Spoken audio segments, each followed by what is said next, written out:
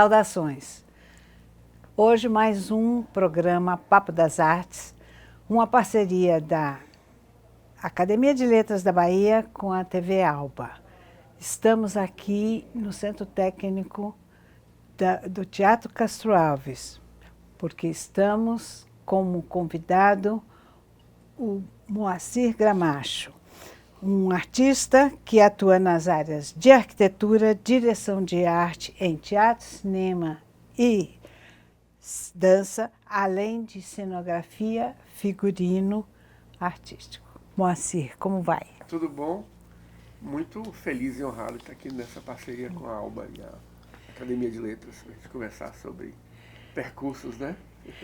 Pois é, a gente precisa mostrar para o nosso público como nós temos artistas relevantes que têm levado e desenvolvido nossa criatividade e nossa identidade cultural para todos os cantos do Brasil e inclusive internacionais, e a gente tem visto coisas lindas.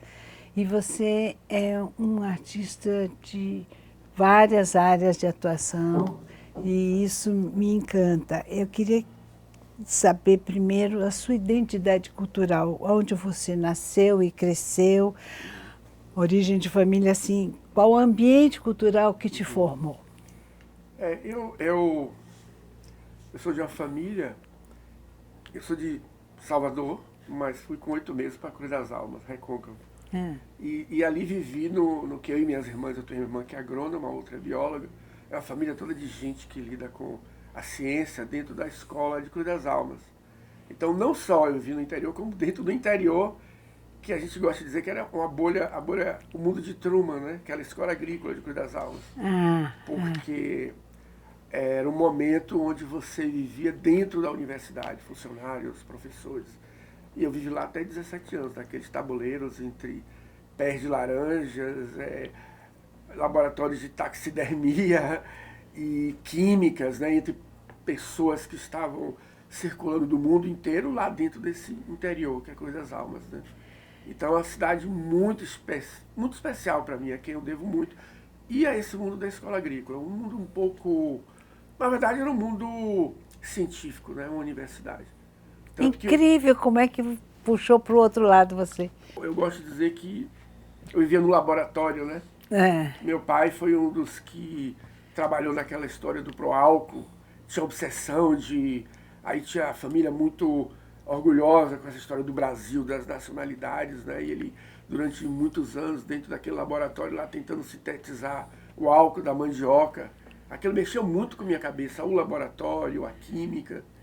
Não era nem o álcool da cana. Não, da mandioca, o álcool era álcool da Era mandioca. antes da cana. Antes da cana. O Brasil é muito potente, né? A gente está vendo aí os olhos dos Estados Unidos agora por conta dessa potência. Não é à toa. Não é à toa.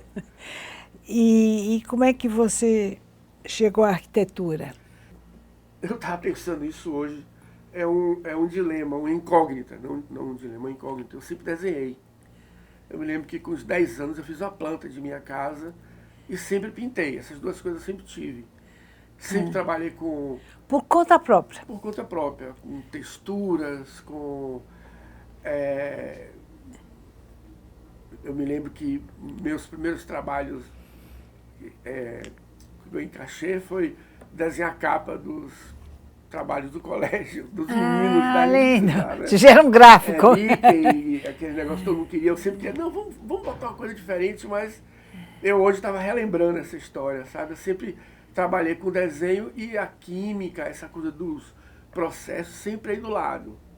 Sempre meio contaminando o lado processual. Então isso, eu posso dizer que isso foi o início, sabe? E a arquitetura foi quase que um caminho natural. Eu me lembro que quando eu fui fazer o vestibular, era muito comum isso no interior, você vir para estudar aqui. Eu estudei no Colégio do Rio de Julho, vim com meu pai e visitamos as universidades. Eu tinha pensado em fazer Belas Artes. Sim. Mas me desculpe, o povo de Belas Artes, quando eu vi a universidade lá, eu achei a faculdade tão largada, tão assim... E achei a faculdade de arquitetura mais interessante.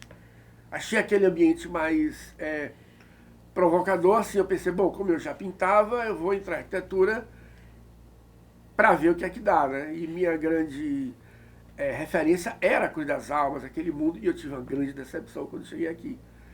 Peguei uma época da universidade com muitas greves. Que ano foi isso? Eu entrei em 80. Eu tenho um percurso acadêmico meio assim. Eu entrei em 80, eu formei há 4 anos atrás. Fui jubilado, viajei, montei escritório e tal. Fiz de novo vestibular naquele processo de vagas residuais. E aí eu me formei acho que em 2017. Engraçada. Como arquiteto, né? Como arquiteto. Mas não será a arquitetura é um misto de um conceito mais científico, técnico, com um conceito criativo, artístico, e talvez fosse essa essência que você estava... Eu acho, uma coisa que eu aprendi, que eu penso, eu vi um filme ontem, um filme brasileiro, sobre a vida de Luiz Gonzaga, do Marcos Carvalho, que eu achei lindo, e tem lá um momento, o Légua Tirana, que a voz do Luiz Gonzaga reflete o seguinte: na vida nada é o que parece. Eu achei isso me pegou muito, porque na verdade eu sempre vivi algo achando que estava indo numa direção e de repente vai para outra. Isso tem muito a ver com o método artístico, né?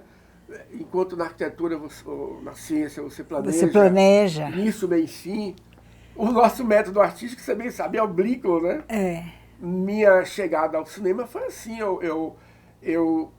a arquitetura, e voltando ao gancho que você pegou, ela tem o método científico, tem a criação, mas tem algo em arquitetura que sempre me fascinou, que é o lidar com equipes, somente em relação à obra.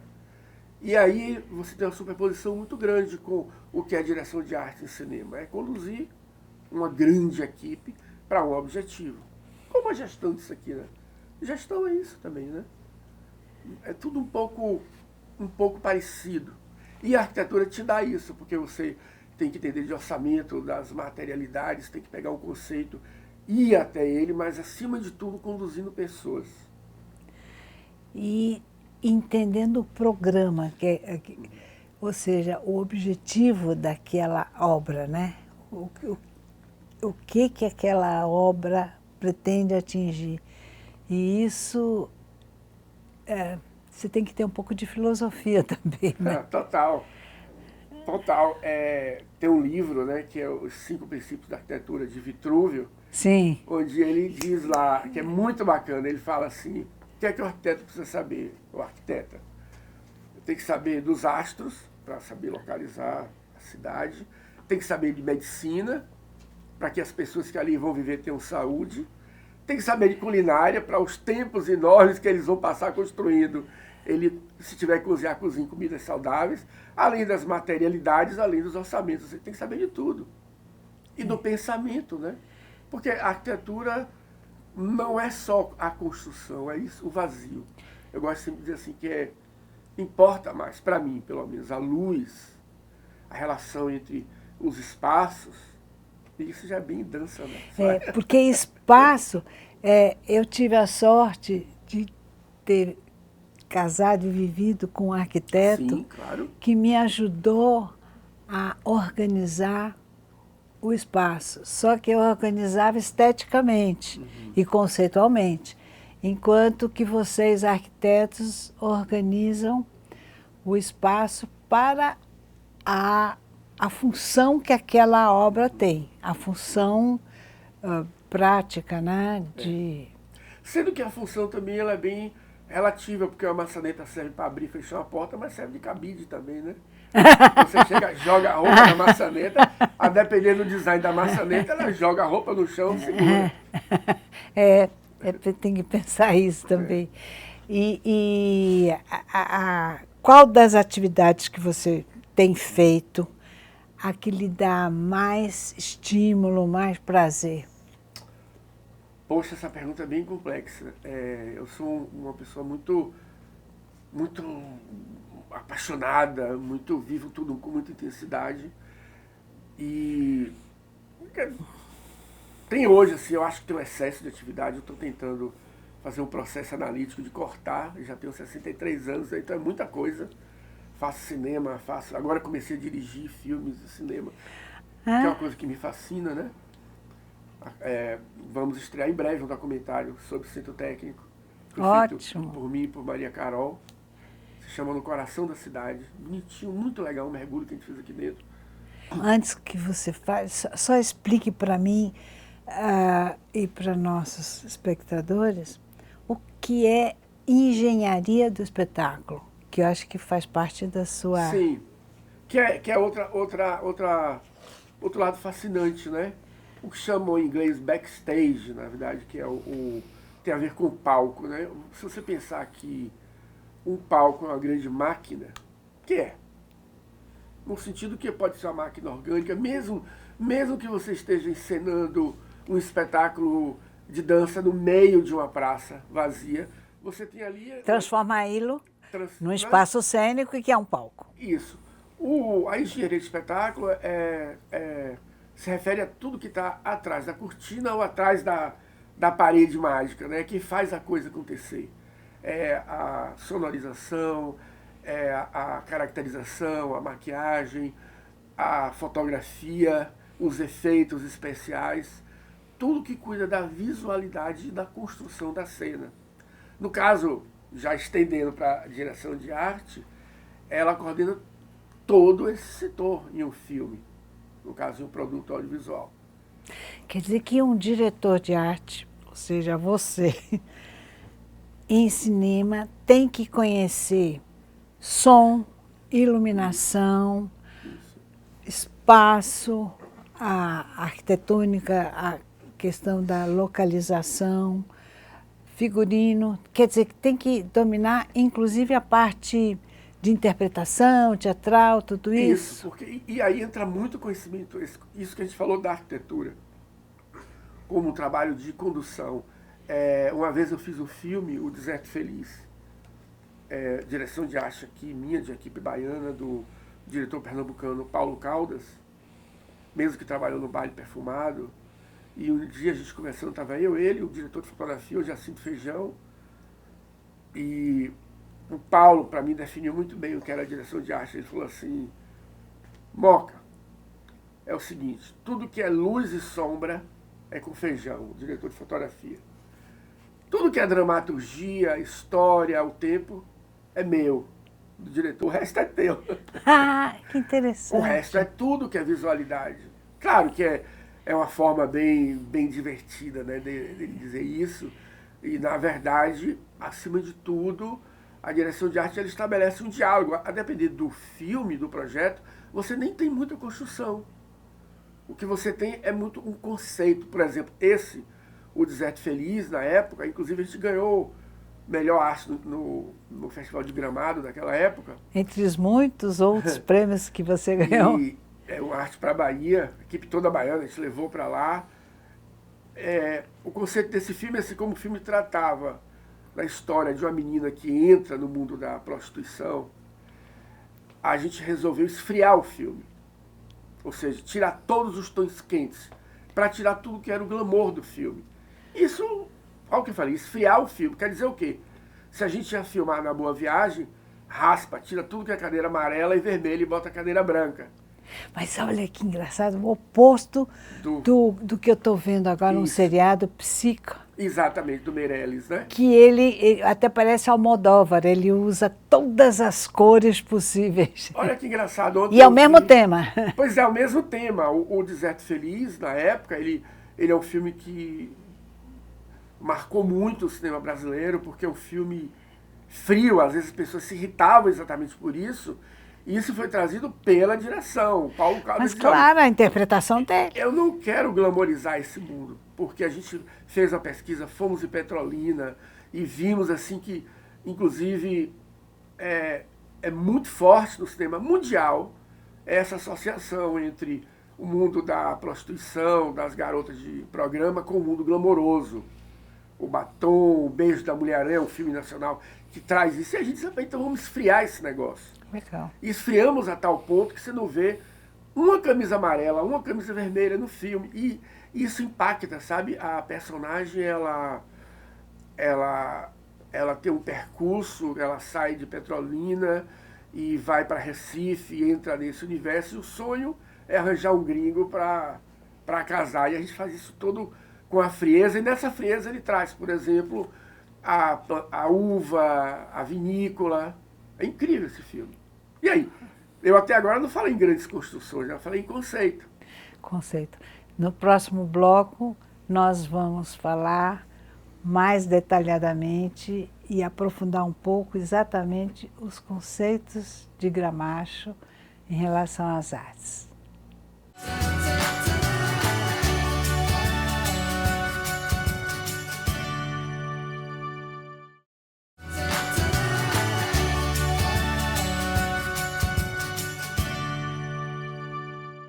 Voltando com o programa Papo das Artes, agora no segundo bloco, continuando a entrevistar o arquiteto e diretor de arte, Moacir Gramacho.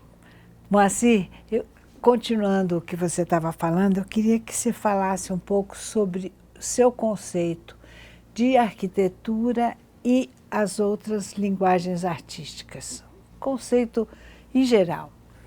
Olha, em relação à arquitetura, para mim a materialidade é muito importante, né? Eu tive um grande momento em minha vida, onde eu montei um escritório com a arquiteta Anaia Alban, uma grande parceira desse sonho que é construir uma arquitetura possível, mas deslocada de alguns dogmas que amarravam muito a gente, que a gente aprende na faculdade, a questão... Por exemplo, que dogmas? Forma e função, Sim. Aquela história da maçaneta, né? Sim. E fazer uma arquitetura possível no sentido de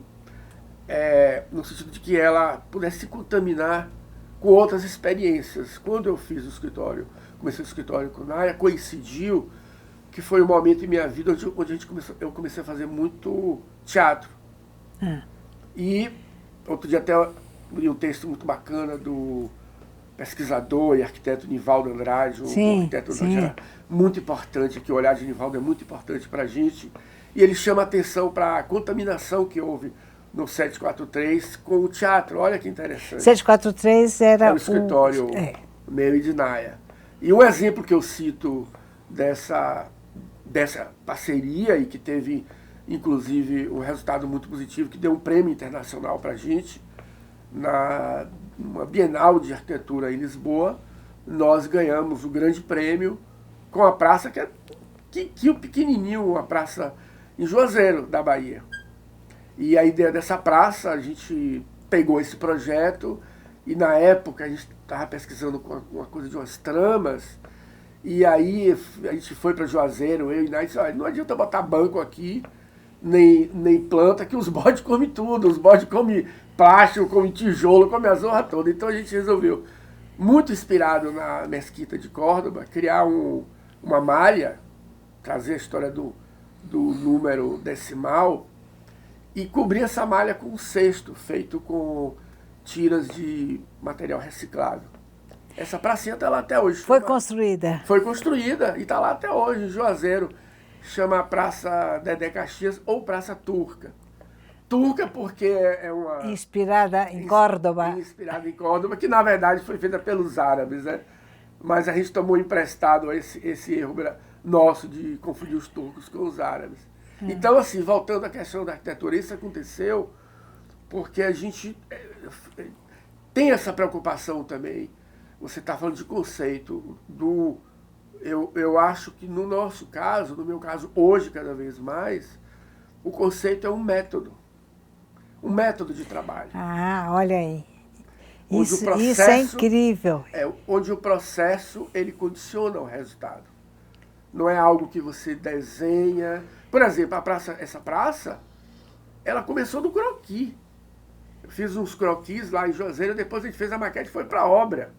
Foi o contrário do que normalmente seria feito, que é você projetar, fazer maquete, depois ir para lá. Até porque a gente não teve tempo, tinha que ser rápido para pegar um gancho lá, que a prefeitura tinha, naquele momento, uma verba, e disse, bora construir esse negócio. Então, o processo construtivo, a relação com o canteiro, Aí trazendo aqui uma experiência que é muito importante da arquitetura brasileira, que é a do Sérgio Ferro, né? Daquele canteiro e o desenho. É muito importante, não adianta você fazer, por mais que a gente tenha uma realidade mais contemporânea, enquanto produção, não adianta você fazer uma super conceitualização de um determinado projeto se o seu carpinteiro não lê planta. Depende muito com quem você vai trabalhar. Isso eu aprendi muito com o trabalho de Naya. Então, eu gosto de dizer isso. Em direção de arte, é um pouco isso em cinema. Para onde você vai, a conversa com a direção, qual é a abordagem daquela diretora, né? O que é que ela quer trazer. Então, o diálogo e o método fazem parte do conceito. Bonito isso. Quer dizer, não vim com a intelectualização antes, que pode... E isso, em dança, eu estou sentindo a tirania do conceito em cima do fazer. Olha que forte isso que você falou, essa coisa da tirania do conceito, porque se o conceito é o método, então eu tenho que cair para o canteiro, tenho que pegar na prática as dançarinas, né, os dançarinos e fazer aquela troca muito mais numa metodologia dinâmica, e o desenho é resultado disso. Não é que não tenha desenho, só que você não vem com aquela mordaça que o conceito traz. Né? Se você sabe o que quer, você pode ser livre para criar, porque vai levar, né, aquilo, mas... É interessante isso. Em teatro, eu tive experiências incríveis onde mexeram muito com essa história do conceito, da idealização. Lembrei agora, você falando, por exemplo, uma vez eu fiz Opone, foi uma das peças que eu mais gosto de ter feito com o Fernando Guerreiro. Até porque trabalhar com o Guerreiro é maravilhoso, é muito, além de ser muito potente, muito criativo, é muito divertido, é sempre divertidíssimo. E a Volpone é a história de uma farsa. É um homem que se finge de doente, ele se passa no barroco, 1600, inglês. Então a gente trouxe a ideia, já que é uma farsa, vou fazer uns biombos de papel. Na época eu quis usar xerox, e aí trouxe esse conceito. E mostrei para Guerreiro, ele, gostei da ideia do papel, mas esses biombinhos aí, está muito careta. Aí eu fiquei muito irritado. Eu fiquei muito chateado, porque ele derrubou o conceito, o biombo como conceito, né? Aí cheguei em casa, rasguei tudo. Rasguei com raiva, remontei e no outro dia eu mostrei para ele. Isso aí, ele, maravilhoso. E aí saiu aquele cenário louco. Com os tiras. Com pedaços, a gente teve que depois cadastrar, na época não existiam as tecnologias que tem hoje, né? Medir cada pedacinho de papel e transformar aquilo em escala. Então essa experiência mostrou que às vezes o conceito é uma armadilha. Ótimo. O biombo é uma coisa bacana, o conceito biombo. Entra e sai, se transforma, mas é muito mais careta do que aquilo que aconteceu. A ideia de biombo é fantástica, que é a transformação na frente do público, né? Isso é lindo. Mas não funcionou para ele. Essa aqui é a questão, às vezes... o lado subjetivo. E às vezes o conceito, ele é uma armadilha. Você subordina todo o processo a algo que parece que é libertador, mas ele amarra a partir da intelectualidade, né, como você falou. E daí que eu te pergunto, qual é o verdadeiro compromisso do artista? Cada artista tem seu compromisso. Para você, você tem um compromisso com sua arte? Olha, aí eu vou dizer, depende um pouco, eu acho que esse compromisso muda um pouco. Que também pode ser uma armadilha. Também é uma armadilha. Eu diria que, teoricamente, são somas, né? Eu acho, por exemplo, eu estou vivendo uma experiência agora de vida onde eu voltei a projetar arquitetura. Eu parei um tempo, quando entrei aqui como gestor, trabalhei muito mais, até por uma questão de tempo mesmo. Estou tendo uma experiência com uma arquiteta incrível, que é a Letícia Grappi, que está trazendo para mim o conceito da sustentabilidade, da arquitetura com terra, do ar, e aí junto com o processo entra a lama, que tudo fica muito mais difícil, entendeu? Então, com essa O material que ele usa. O material, a materialidade e a questão da sustentabilidade no sentido de a gente construir sem agredir tanto o planeta. Eu acho que esse é um compromisso importante. Não é exatamente a camisa de força, porque é uma grande provocação à criatividade. Sim. A questão é, que você está perguntando do compromisso. Nesse caso de arquitetura, você tem que ter um equilíbrio com o cliente, principalmente no caso de residências, para essa conceitualização toda não virar uma camisa de força. Inviabilizar o projeto da pessoa. Né? A arquitetura, principalmente a arquitetura residencial, ou a arquitetura pública, quando o cliente é o público, ela tem essa figura do cliente. No caso da pintura, eu também trabalho com pintura, não existe cliente. Então, o meu compromisso é comigo mesmo, com esse imenso vazio, que é o artista ou artista perante uma folha em branco. Né? Esse é o único desafio quando você não tem um cliente. Mas o cliente é fascinante também, né? Porque você lida com a outra pessoa. No caso da direção de arte, olha que loucura. Você tem tudo isso na cabeça de uma diretora, que tem algo que ela pensa. Por exemplo, você me chama para fazer a direção de arte de um projeto seu. Acima de tudo, você está me chamando para estabelecer um diálogo, que vai durar meses. E esse diálogo é com sua cabeça. Não tem jeito. E o compromisso com você falou, uma autonomia. Não, a arquitetura sustentável. Mas eu já pensei que é usar menos indústria, menos material industrial e mais. Mas eu agora me pergunto sobre autonomia e o mercado, criar mercado para o artista. Não é um compromisso? É um compromisso, eu acho super importante. O mercado nunca me assustou, porque eu nunca glamorizei muito o mercado. Né? O mercado agora, por exemplo, todo mundo virou sustentável. A sustentabilidade, inclusive, é uma palavra bem, até um tanto desgastada. E, na verdade, a arquitetura ela tem que ser arquitetura antes de ser boa para o planeta. Tem pessoas que vão me matar por isso que eu estou falando, mas, desculpe, eu penso assim. Como o cinema também, entendeu? Assim, fazer bem, fazer seguindo determinar princípios éticos, morais, isso é muito importante. Mas a arte ela é transgressora e pode ser transgressora até nesse sentido. Né? Então, voltando ao que você falou do compromisso, esse compromisso com o mercado ele se adapta, isso é uma coisa que eu aprendi. E eu acho que hoje a gente vive um momento onde o mercado, às vezes, é até mais... Claro, o mercado, no mundo neoliberal, nesse mundo que a gente vive, ele é muito violento, ele quer lucrar com tudo. Então, o compromisso do artista, da artista, ele se dá muito... Por exemplo, falando de obra pública, que aí fica tudo muito mais complexo, os números aumentam, o compromisso está na gente garantir que o mercado absorva um conceito a partir do qual ele consiga ter o lucro que tem, mas sem destruir o meio ambiente, sem também onerar as contas públicas. Na verdade, é um conflito, né? Eu acho que é um conflito. Esse conflito não é passivo. Pois é, nós vamos, no próximo bloco, falar na prática o que Moacir realizou na sua trajetória, tanto como arquiteto como diretor de arte. Então, vamos aguardar o terceiro bloco.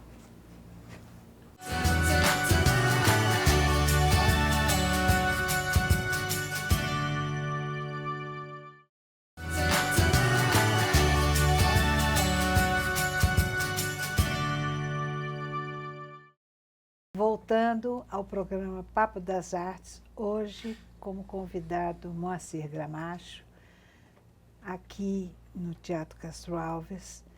Eu queria perguntar para Moacir como tem sido sua gestão de anos, quase 20 anos, como diretor do Teatro Castro Alves e toda a sua ideia de requalificação que há tantos anos você vem lutando e agora está acontecendo. É uma pergunta bem interessante, porque assusta, né? 20 anos. Quando eu fui convidado em 2007 para fazer parte desse sonho por Márcio Meirelles, né? Então, secretário de Cultura, eu disse para ele assim, Márcio, eu topo, mas tem uma condição. Fico no máximo 2 anos. 2 anos, ele, mas a gestão são 4. Ele disse, não, no máximo 4. E eu não tinha entendido na época porque Márcio tinha feito esse convite. E quem meio que esclareceu anos depois, bem recente, foi Rose Lima, parceira desse sonho da construção desse lugar aqui, da reconstrução dele, né, que é o Teatro Castro Alves, dentro de um conceito. Ela disse o seguinte, que o Márcio colocou como gestor do processo alguém que vinha da técnica. Eu vivia aqui no teatro, aqui, vivia nessas lajes aqui. Aqui não, que isso aqui não existia ainda, mas... É provisório aqui. Lá no centro técnico, a gente está hoje no estacionamento, que foi resultado da UDEC Park, da obra de 2010. E estamos ocupando transitoriamente aqui, porque com a obra o teatro não parou, com a obra da sala principal. Então, como arquiteto, a primeira coisa que eu fiz ao enfrentar esse desafio, primeiro que eu tinha um carinho muito grande, conhecia as pessoas que trabalham aqui dentro. E aí eu fiz uma imersão, convidei um arquiteto, que foi o professor Márcio Correia Campos, e arquiteta, e hoje uma das grandes diretoras de arte do Brasil, Carol Tanajura. Fiz 2 consultorias, que aprendi que no Estado você pode fazer isso, e é um instrumento muito importante. A função dessas consultorias era dizer o seguinte, me diga o que é essa máquina. O que é isso? É muito grande para mim, tem pessoas lá incríveis que eu nem sei o que fazem direito. Mas eu sei que na hora que acontece um espetáculo, na hora que o João Gilberto está lá tocando, que se queixa do ar-condicionado, tudo funciona por conta dessas pessoas. Então essas 2 imersões me mostraram o que cada setor daqui fazia e a relação desse setor com o espaço.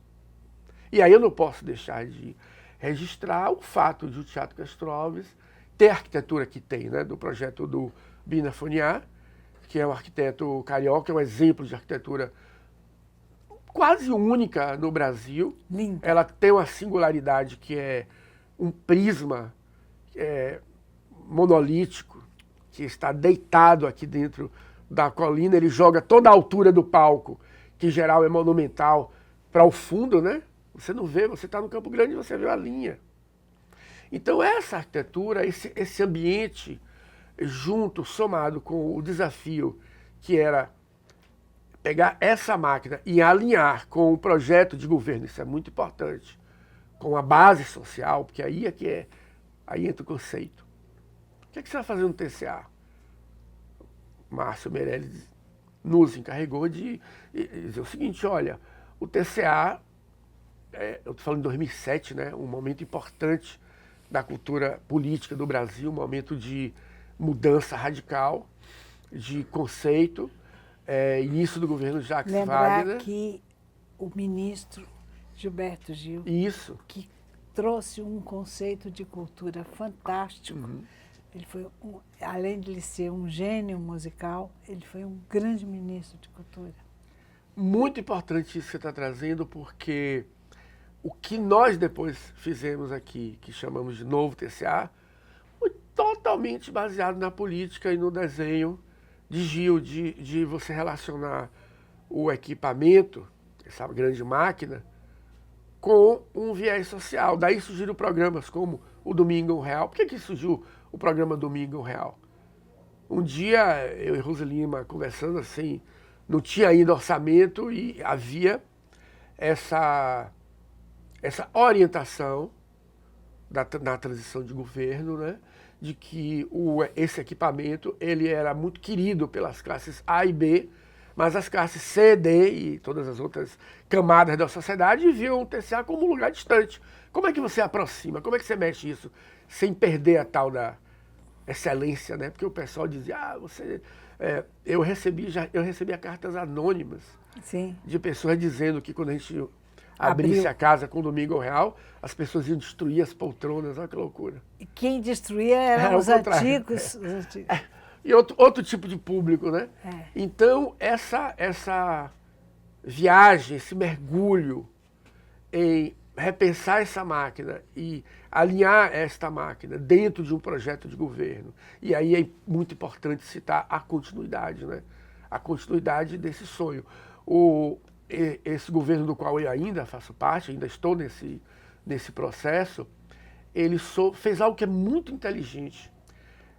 Entendeu a complexidade do teatro. Esse lugar que é o TCA, acreditem, ele é único no mundo, enquanto relação da arquitetura com uma cidade histórica. Ele está no centro de uma cidade histórica, Salvador, e ele tem palcos diversos dentro de um complexo, dentro de um mesmo corpo. Eu tenho uma concha acústica que está aqui ao lado, capacidade para 5.000 pessoas, tem uma sala principal que está requalificando agora, capacidade para 1.500 pessoas, a sala do coro para 200 pessoas. São palcos distintos e no meio disso tudo o centro técnico.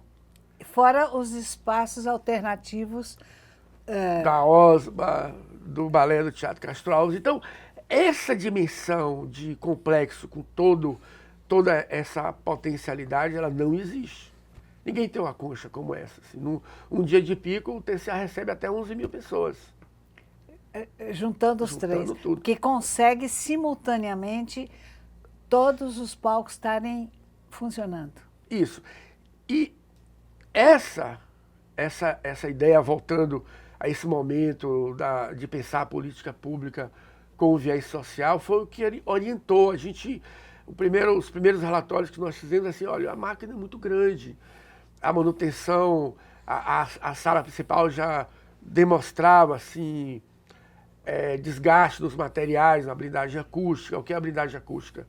Você tinha lá o recital do mestre Ricardo Castro e ouvia o som do cara que vende o cafezinho. Não, o cara que vende o cafezinho, que com um som potente ouvia a rocha no meio do piano de Ricardo. Então isso tinha que ser resolvido, mas nós optamos. Precisa dizer que aqui na Bahia, em Salvador, tem uma tradição do carrinho do cafezinho na rua, que eles botam alto-falante. Não, o carrinho do cafezinho é algo também único, né?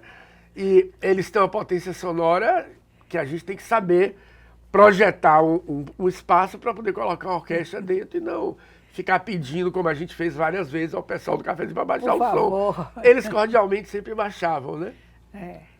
Pois é. Agora, eu queria que você falasse um pouquinho sobre a cadeia produtiva de uma montagem normal aqui no Teatro Castro Alves. Porque o público vem, abre a cortina, ele assiste extasiado, vai embora e acha que acabou ali. Tem a pré-produção e a pós-produção, sem falar no levantamento anterior de captação de recursos, mas propriamente assim, qual é a cadeia para um espetáculo acontecer dentro do teatro? Isso é muito interessante, porque as pessoas pensam que a posta em cena de um espetáculo é você chegar no palco e se apresentar, né? E isso é algo que eu aprendi aqui. Tem dentro ainda como um espaço que tem uma gestão direta, né? Como espaço público, ele é de uma eficiência impressionante. Eu gosto sempre de dizer que aqui tem tem um patrimônio tombado pelo IFAM, que é a arquitetura do Minafoniá, que é tombado como arquitetura moderna brasileira, mas tem um outro patrimônio que é que faz a festa, o espetáculo acontecer, que é o humano. Tem funcionários aqui de 30, 40 anos. E com conhecimento? E com conhecimento único. Isso eu posso falar de todos os grandes complexos culturais, o Municipal do Rio, São Paulo, o Guaíra. Então, dentre outros, o que acontece? Primeiro, você tem uma estrutura de gerência para fazer todos os contratos. Isso vamos considerar um espetáculo que esteja pronto. Ok. Por exemplo... Grupo Corpo. Grupo Corpo. Maravilhoso. Grupo Corpo. O Grupo Corpo entra em contato, Teatro Castro Alves, com nossa gerência técnica, Cláudia Salomão, que hoje, por exemplo, Cláudia tem um currículo, um currículo único no Brasil, pela experiência que ela teve aqui e pela experiência que ela tem trabalhando como hold, como assessoria de palco de artistas como Carlinhos Brau. Brau fez o turnê internacional e leva a Cláudia, porque essa técnica é aquela pessoa que faz a costura no palco. Se vocês vissem Cláudia, Claudinha, a figura é uma menina aparentemente frágil, baixinha, magra, aparentemente delicada. Ela comanda uma equipe de homens daqueles técnicos. Aliás, tem algo aqui do Teatro Castelos que é muito curioso. 90% de todos os cargos diretivos são mulheres.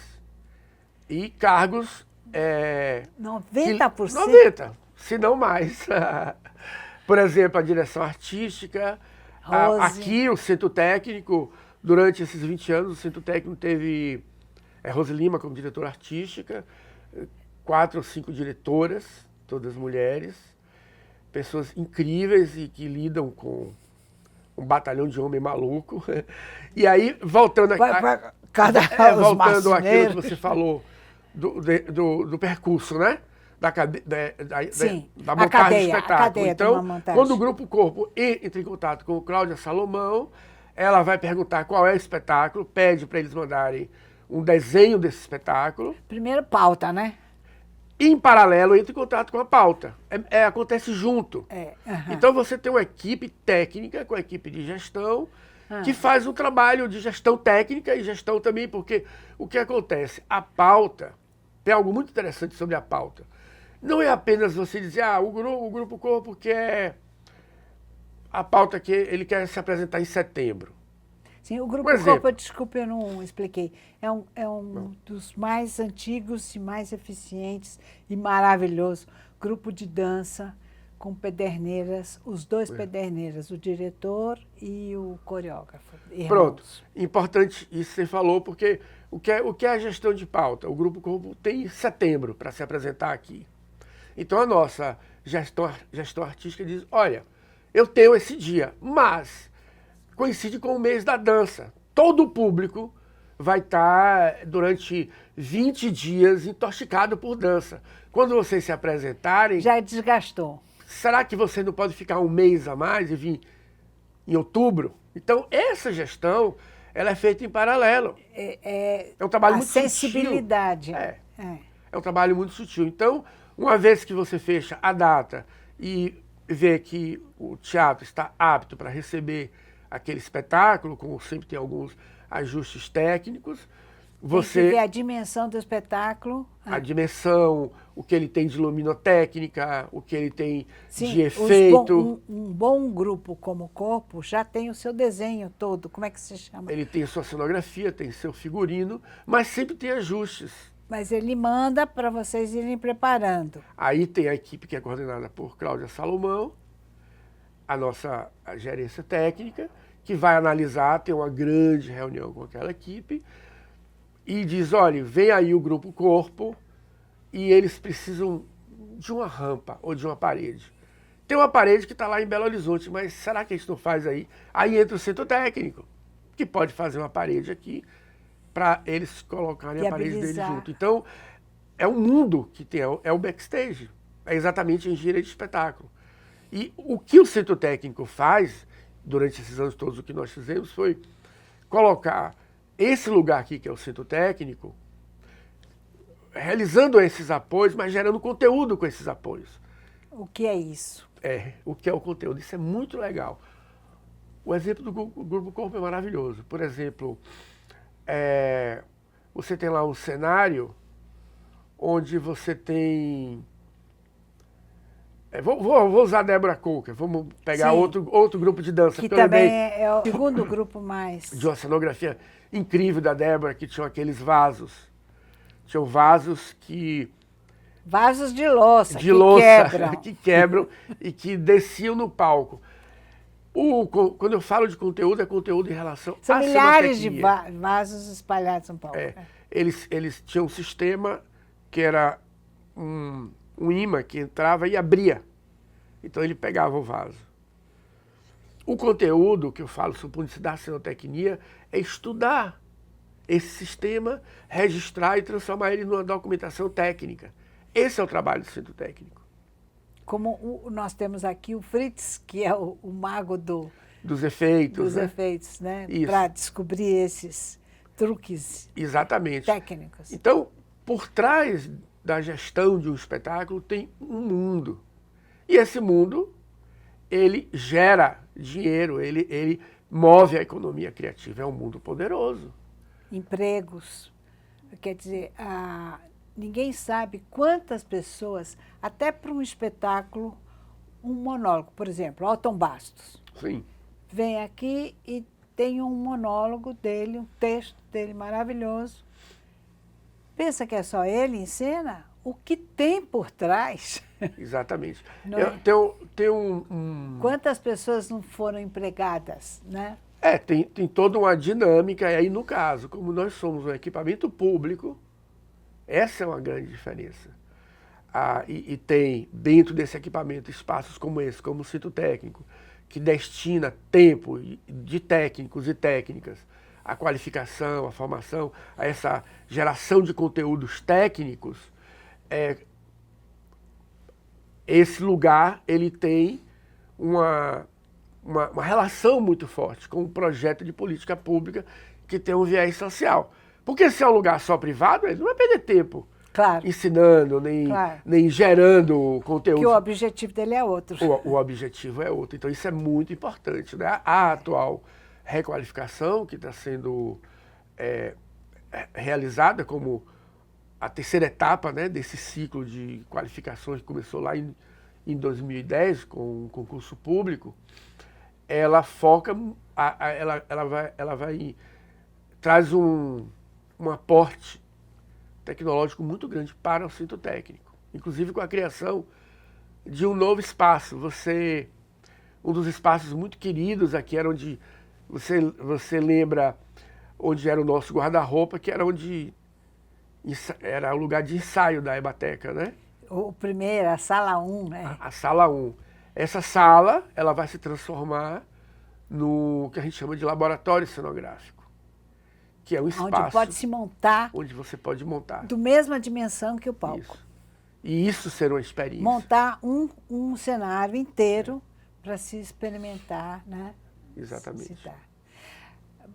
Infelizmente, a gente já está quase no fim do último bloco.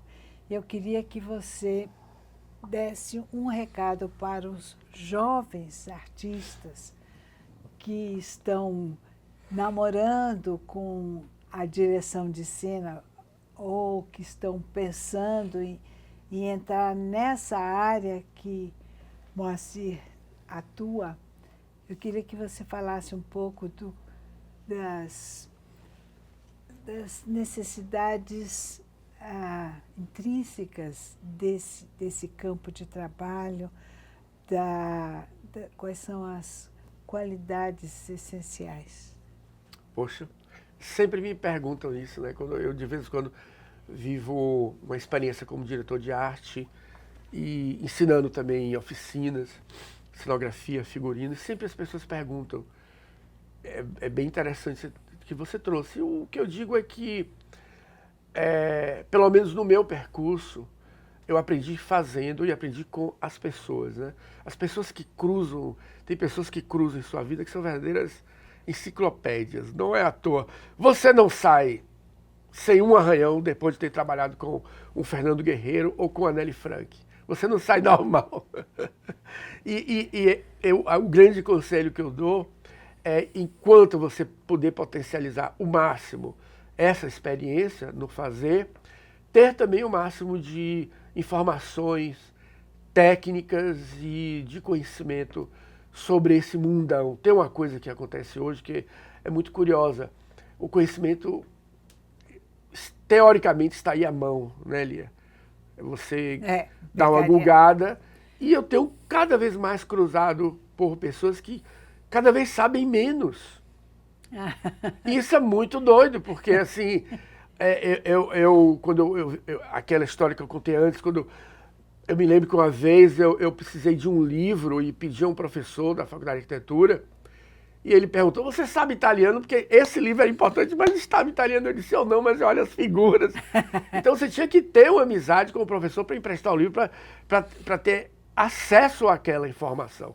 Hoje é muito mais fácil, mas talvez esse acesso fácil esteja deixando vocês, os criadores e criadoras, um tanto preguiçosos em relação à pesquisa. Então, leia, vá fundo, principalmente, assim, se você fechar essa pergunta e dizer qual é a sua grande fonte de conhecimento, é a literatura de ficção.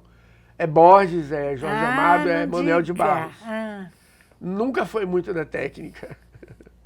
Que lindo! Eu quero agradecer demais essa contribuição. Eu sei que é pouco, portanto, que Moacir teria que nos dizer, mas foi muito rica para mim e garanto que para os espectadores. Muito obrigada, Moacir, por ter nos dado essa entrevista. Obrigado por estar aqui. Estou aqui com a cabeça a mil. O problema da gente é você sair de um lugar desse querendo fazer coisas, né? Estimula. Estimulante. Então, até a próxima. Papo das Artes. Espero vocês.